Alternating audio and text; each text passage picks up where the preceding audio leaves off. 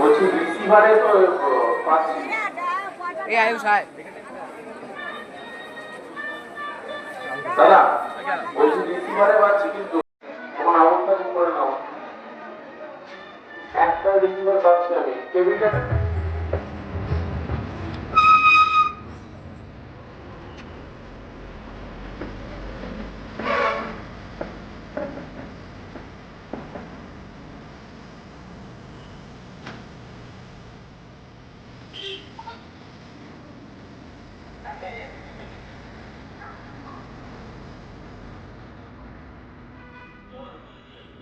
এখানে চারটে তুমি পাবো এখানে